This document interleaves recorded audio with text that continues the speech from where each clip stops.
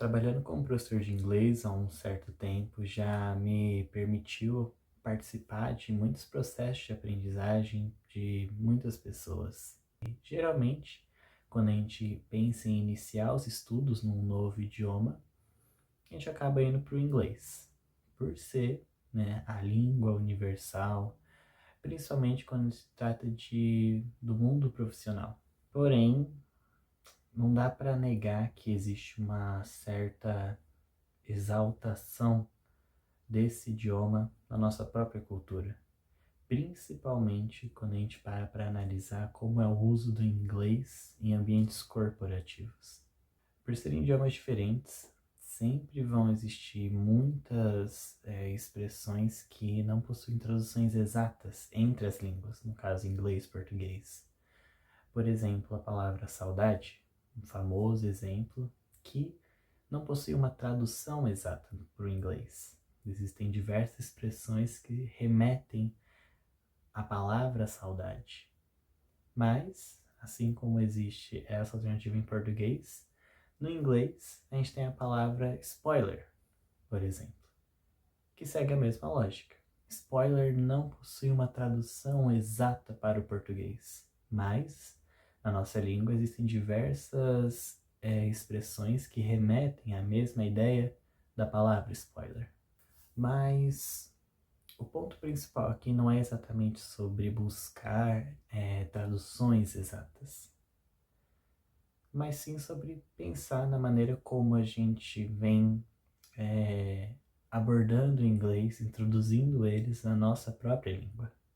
Então, pensando nisso, nesse vídeo eu gostaria de trazer algumas expressões que são muito recorrentes, principalmente no inglês corporativo, no inglês utilizado em ambientes corporativos, e trazer a ideia de que talvez a gente não precise do inglês como uma muleta para falar sobre essas ideias, para expressar essas ideias. E que a gente consegue fazer isso muito bem utilizando a beleza da nossa própria língua. E eu já quero começar falando sobre uma expressão em inglês que já não possui uma tradução para o português.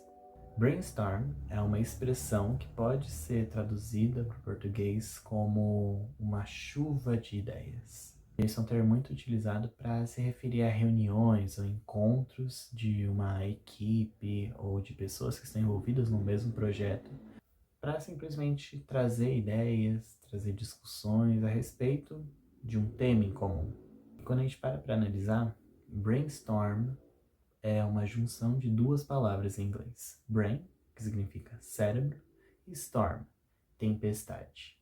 Então, quando a gente junta os dois, surge essa expressão que daí pode ser traduzida como uma chuva de ideias, uma sessão de discussão, uma sessão de ideias. Deadline. Deadline se refere exatamente à ideia de prazo limite ou prazo final para a entrega de algum projeto ou qualquer coisa parecida. E, assim como brainstorm, deadline também é composto por duas palavras. Dead, que é uma derivação da palavra death, morte, ou seja, dead é morto, morta. E line, que significa linha. Porém, aí que entra um detalhe muito interessante, que é o que eu geralmente falo para os meus alunos também. A gente nunca pode se agarrar a um único significado para uma palavra estrangeira. Porque, por exemplo, no caso de deadline, a origem por trás dessa expressão remete exatamente a outras possibilidades de traduções para essas duas palavras. Dead, além dessa ideia relacionada à palavra original, também pode ser utilizado para se referir à ideia de certeza, quando você possui uma certeza absoluta sobre algo. Por exemplo, na frase I'm dead sure. I'm dead sure significa literalmente eu tenho certeza absoluta. Nesse caso, dead se atribui à palavra sure, que aí sim significa a palavra certeza. E dead entra como um intensificador, basicamente. Você não tem simplesmente certeza, I'm sure. que significa, então, eu tenho certeza. I'm dead sure. Eu tenho certeza absoluta. Enquanto line também pode ser utilizado para se referir a um limite. Como, por exemplo, na frase He crossed the line. He crossed the line, que pode ser traduzido para ele ultrapassou o limite. Então, quando a gente junta dead e line nesses contextos específicos, a gente cria então a expressão que pode ser utilizada para se referir ao prazo limite de algo, ou ao prazo final. A próxima, eu admito que é uma que me pega bastante. Call, que inclusive foi uma das expressões que me levou até a participar de uma breve entrevista para uma matéria na Folha de São Paulo que falava sobre esse uso exacerbado de jargões em inglês em ambientes corporativos. Para mim, essa palavra simplesmente não faz sentido ser utilizada no lugar de traduções que são múltiplas em português. Primeiro porque call, como se percebe pela própria pronúncia, não soa natural no português. Porque a maneira como a gente pronuncia o L em inglês é totalmente diferente. É quase como se você engolisse a própria língua para pronunciar. Então, L fica L. L. E, ao falar sobre pronúncia, também é muito comum a gente acabar confundindo a pronúncia entre as palavras vaca e ligação. No caso, cow, vaca, e call, ligação. Porém, esse também pode ser tratado como um verbo. Call pode significar, então, ligar ou chamar alguém. E enquanto substantivo, uma ligação, um chamado ou uma chamada.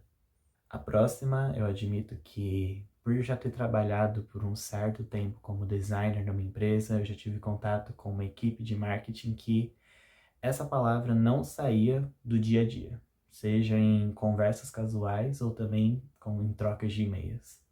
No caso, eu falando da expressão briefing. Briefing é uma derivação da palavrinha brief, que se refere à ideia de algo breve, ou também um resumo. No caso, briefing é um termo utilizado para se referir exatamente a uma apresentação inicial, um resumo inicial das ideias, dos principais pontos que vão definir a trajetória de um projeto. Então, esse é um termo utilizado para se referir exatamente a um documento que possui este resumo, um documento de iniciação, e briefing está geralmente associada à frase reunião de briefing, né? A gente acaba sempre utilizando essa palavra nesse contexto. Ah, vamos ali que vai ter uma reunião do briefing, agora vamos discutir sobre o briefing do projeto. Sendo que briefing nada mais é do que um resumo ou uma apresentação inicial. Pode ser traduzido também como uma reunião de instrução, uma reunião de orientação. Já uma sessão de feedback representa exatamente uma reunião de avaliação ou um retorno sobre algum projeto. Então, feedback é um termo utilizado literalmente para se referir a essa resposta que você recebe após uma entrega, após um comportamento analisado. Sempre vai ser algum retorno de algo que já foi feito. Então, existem muitas possibilidades de tradução. Retorno, avaliação, comentário, uma opinião construtiva, que para mim esse daí seria a melhor tradução, a tradução mais fiel para o termo. E todos esses termos, além de outros que eu acabei nem citando aqui, podem substituir sim essa necessidade, essa muleta de se dizer feedback. Outra que eu ouço muito falar também, tanto em contextos profissionais, como também quando a gente pega um simples trem ou metrô aqui em São Paulo, que é a palavra gap. Então, se você mora aqui em São Paulo também, tenho certeza que você já ouviu a frase Mind the gap between the train and the platform. Que, quando a gente ouve isso, primeiramente vem a tradução em português. cuidado com o vão entre o trem e a plataforma. Ou seja, gap significa exatamente a ideia de vão, lacuna, um espaço vazio. Porém, quando a gente trata de ambientes corporativos, gap é utilizado principalmente para indicar que houve uma diferença em entrega ou no prazo de definição de entrega de um projeto, por exemplo. Como na frase, "There's a gap between the project's deadline and the actual delivery", que significa exatamente, existe uma diferença entre o prazo de entrega de um projeto e a sua entrega real. Então, gap geralmente é utilizado nesse segundo contexto em ambientes corporativos.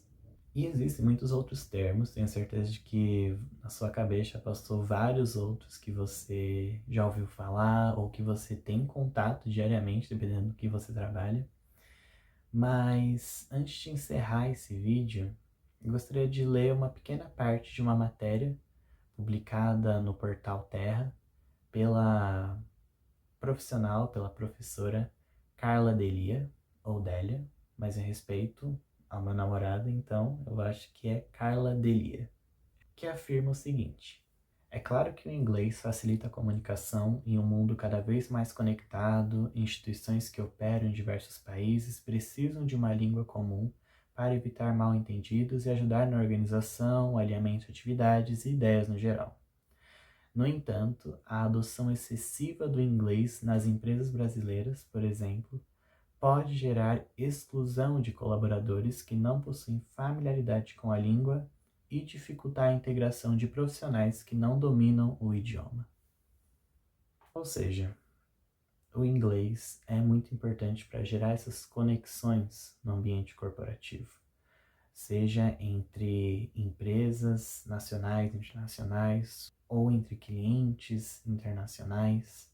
Porém, forçar o uso do idioma em situações onde claramente a gente poderia substituir por termos que são facilmente compreendidos na nossa própria língua, em situações onde o inglês não é necessário, são nesses momentos que a gente entende que o inglês perde o seu potencial de conexão e assume mais um local de exclusão social. A utilização do idioma acaba sendo mais voltada para a exclusão de membros que ou não tiveram acesso ao estudo bilíngue ou também não tiveram esse privilégio de estudar, principalmente quando o inglês só é utilizado em termos específicos que poderiam facilmente serem substituídos por uma gama de expressões e palavras ainda mais ricas no nosso próprio idioma.